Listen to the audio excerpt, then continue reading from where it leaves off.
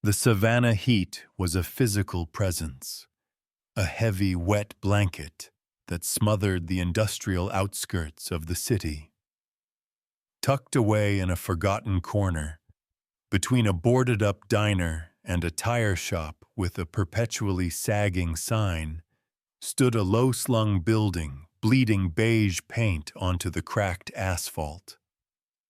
This was a satellite office of Vance Global, a branch so remote it felt more like an afterthought than an asset. To the outside world, it was just another drab, functional box. Inside, however, a quiet, insidious poison had seeped into the very walls. The air inside was a cocktail of stale coffee, industrial cleaner, and the low-grade hum of fluorescent lights. Among the handful of new hires shuffling in that Monday morning was a young black woman who seemed both perfectly blended and entirely out of place. Amara was perhaps 30, with a lean, athletic build and a posture that spoke of quiet confidence, though she held it with an air of unassuming humility. Dressed in simple khaki pants, a plain navy polo, and immaculate sneakers, she was the picture of entry-level diligence. Her temporary ID badge simply read Anya, an alias she had chosen for its anonymity. No one gave her a second glance. No one recognized the face of Amara Vance, the sole heir to the Vance global empire, a multi-billion-dollar conglomerate her grandfather had built from a single workshop into an international powerhouse. And that was precisely the point. In less than a month, Amara was scheduled to take her seat as the new chairwoman of the board. But she refused to lead a company she didn't understand from the ground up. She didn't want polished presentations or sanitized reports from regional directors. She wanted the truth, raw and unfiltered. She needed to know what her employees truly experienced.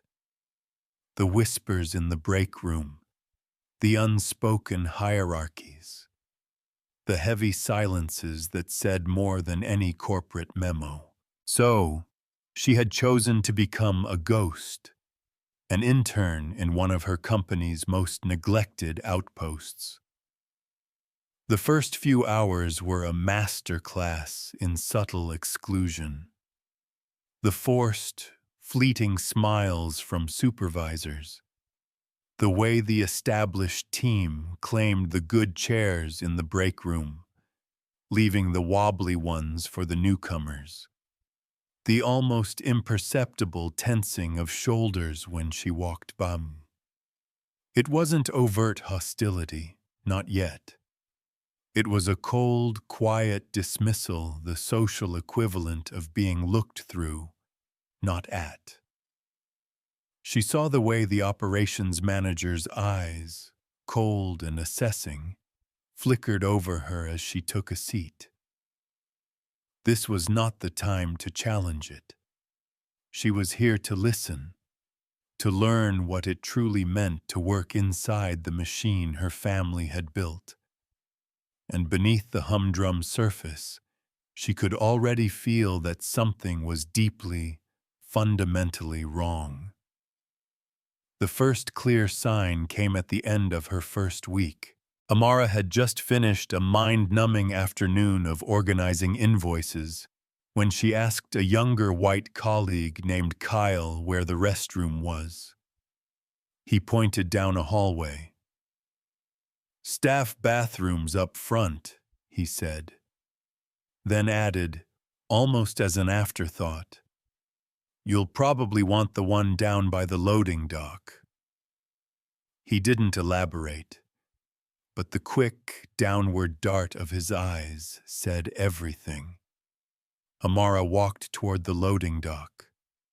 The hallway grew dimmer. the air thick with the smell of damp concrete and mildew.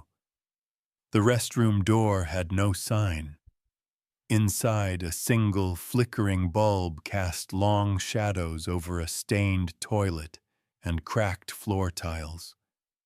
A rusty mop leaned in the corner. Her stomach churned, not just from the grim state of the room, but from the brutal clarity of what it represented. This was segregation, stripped of its historical signs but just as potent. Leaning over the grimy sink, she stared at her reflection.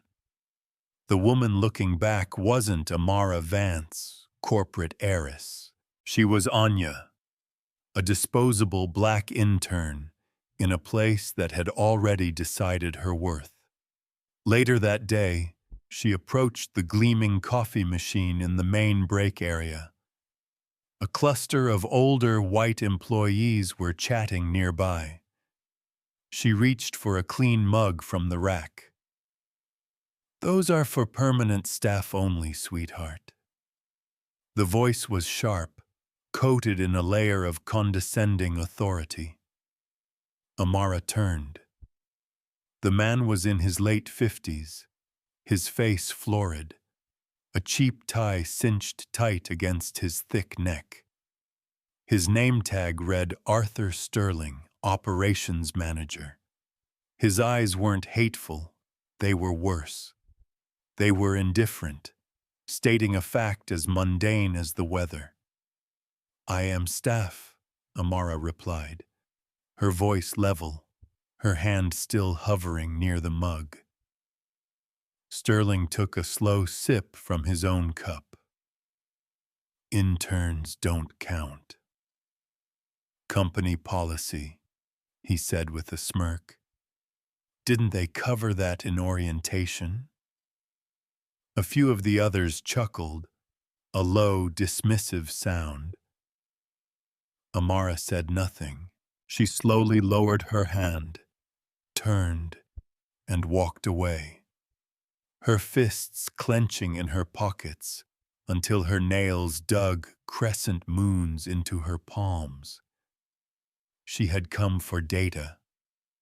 What she was getting was a lesson in humiliation, taught in the skin of someone else. The days that followed etched the pattern in stone. In team meetings, black employees were often spoken about, not to. Instructions were vague, and when errors occurred, the blame was swift and public. "Anya, this floor isn't clean enough," a supervisor named Carol snapped one afternoon, tossing a rag bucket near her feet. "We all have to pull our weight." "But I wasn't assigned to cleaning duty," Amara began. "Well, someone has to do it," Carol cut her off, her tone leaving no room for argument. She saw David, a sharp, articulate black man with a degree in logistics, being told to scrape gum from under the desks, while a new white temp with no experience shadowed the assistant manager. She heard the coded language words like lazy, ungrateful, or aggressive used to describe black colleagues who dared to ask questions. During lunch one day, she overheard Sterling joking with another manager. "The diversity quotas are a headache," he'd said, laughing. "Easiest thing to do is stick a few of them in custodial roles. Looks good on the quarterly report, and corporate never asks questions." Her appetite vanished. These weren't isolated incidents. This was an architecture of oppression, built with unwritten rules and silent agreements. Even the building's layout was a testament to it. The bright, air-conditioned main offices were separated by keycard access from the dim, poorly ventilated storage and loading areas where most of the black staff worked. That evening, Waiting for the bus under a bruised purple sky, Amara closed her eyes. Her mother's words echoed in her mind. You can't fix a problem you refuse to feel. She had come seeking a business problem. She had found a moral disease, a rot that thrived in the shadows of corporate indifference. And the people suffering didn't file complaints. They endured. Because when the system is the problem, who do you complain to? She couldn't reveal herself. Not yet. The rot ran too deep. But as she watched the streetlights flicker on, casting a sickly orange glow on the cracked pavement, a single burning question solidified into cold resolve. How long has my family's name been used to justify this?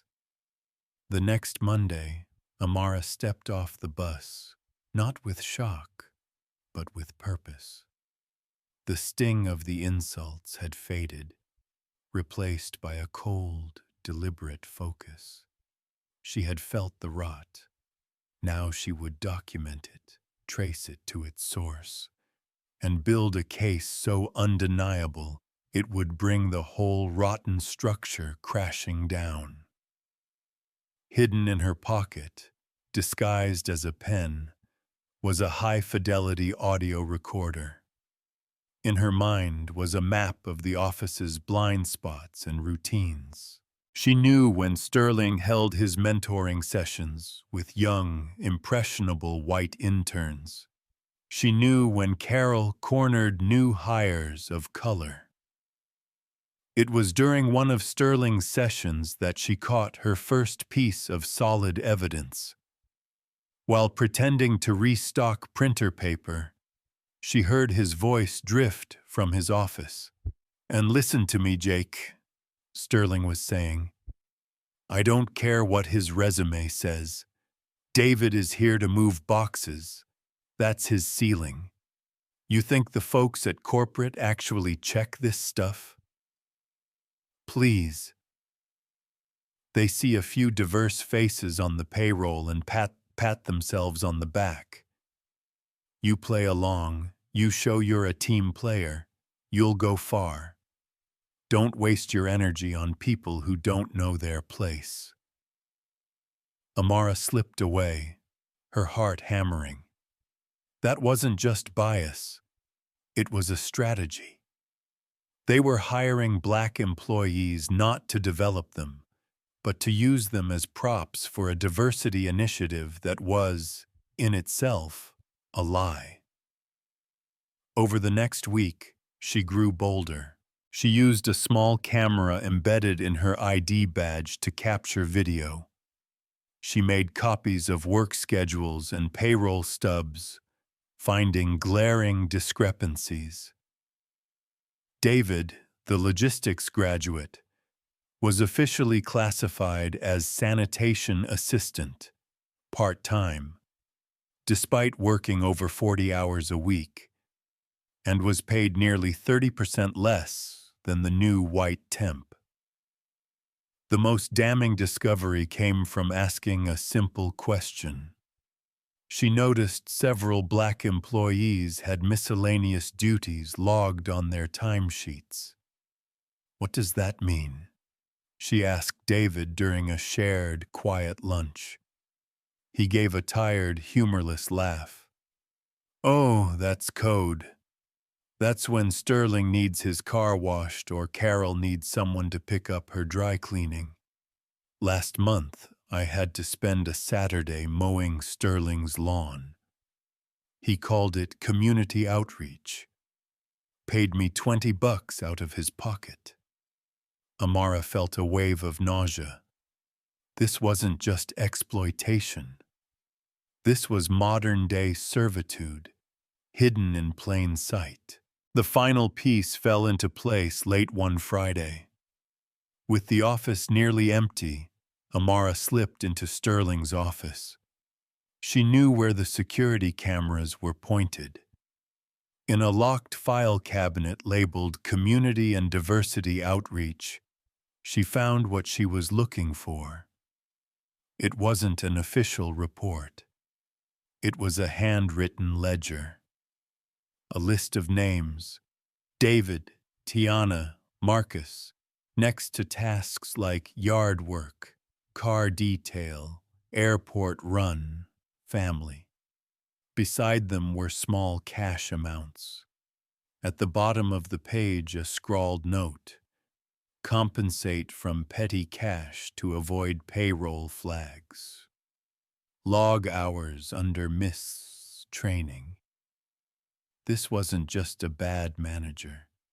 This was a criminal enterprise, a conspiracy to commit wage theft and fraud, all while cloaking it in the language of corporate progress. She took a photo of the ledger with her phone. As she locked the cabinet and slipped out, her heart was no longer racing with fear, but with a cold, hard certainty. She had the proof. Now all she needed was the stage. The invitation arrived on a Tuesday. A crisp, white envelope with the Vance Global seal. An all-staff quarterly review and vision meeting to be attended by regional executives. Interns were not typically invited, but her name, Enya, was on the list. Sterling had likely added her to pad the diversity numbers for the executives. He had no idea he was inviting his own executioner. The morning of the meeting, Amara dressed in her usual unassuming polo and khakis.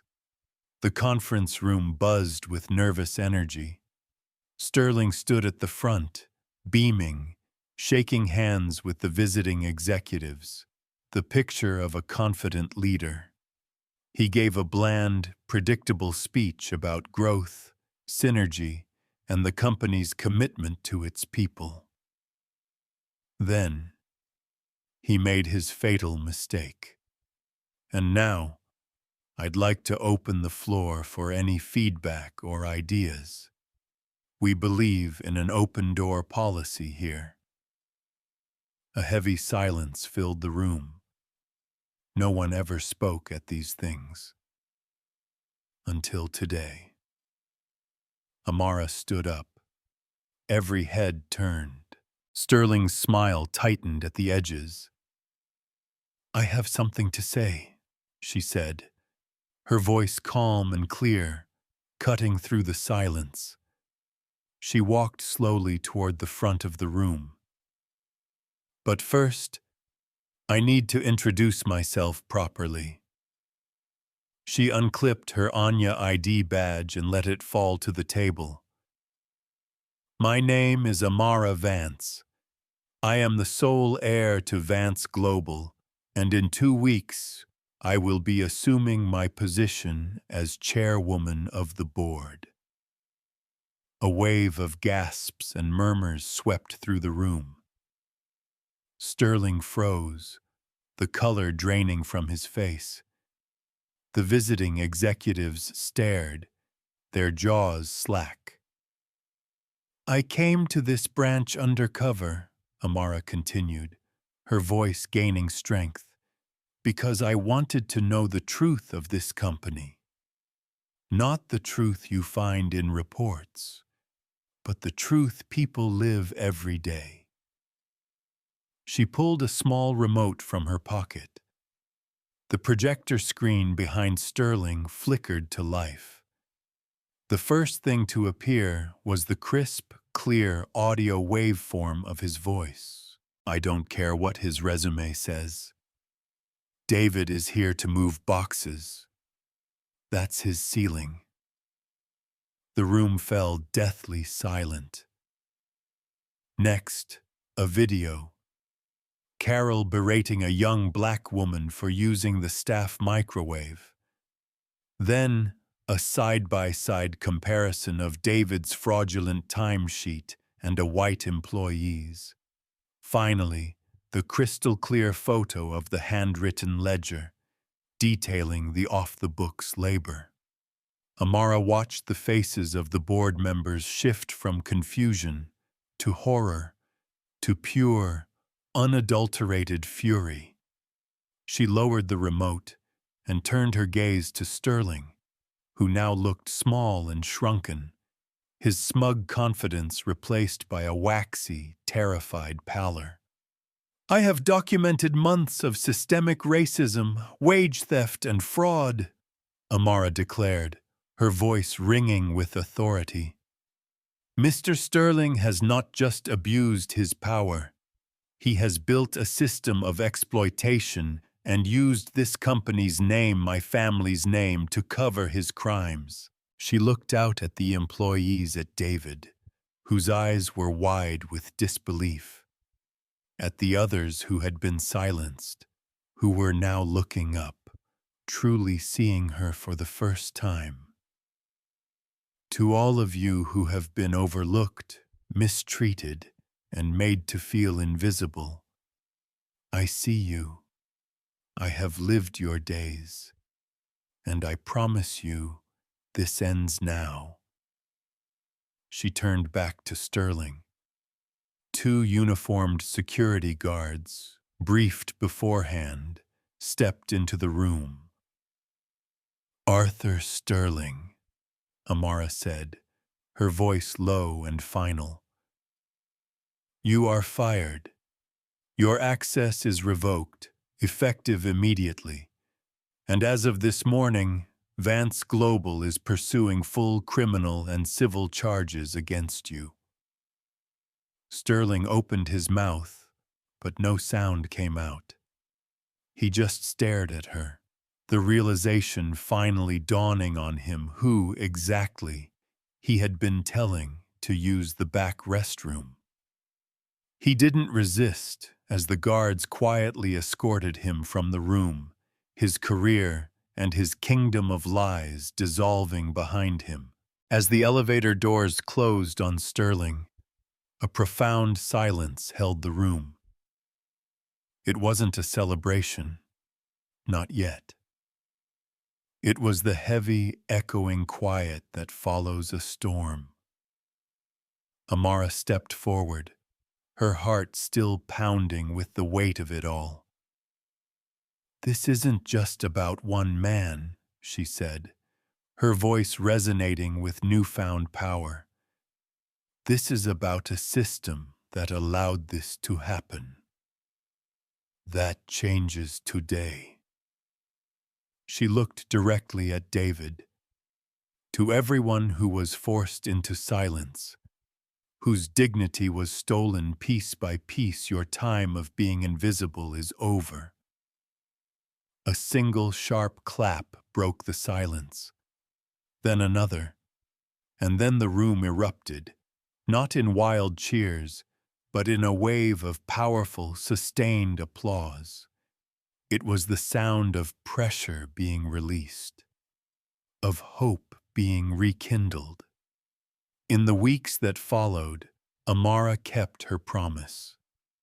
A company-wide address was live-streamed, where she, as the new chairwoman, laid bare the ugly truth without excuses. She announced sweeping reforms, an independent ethics and equity board with real enforcement power, a third-party whistleblower hotline, and a full audit of every branch's labor practices.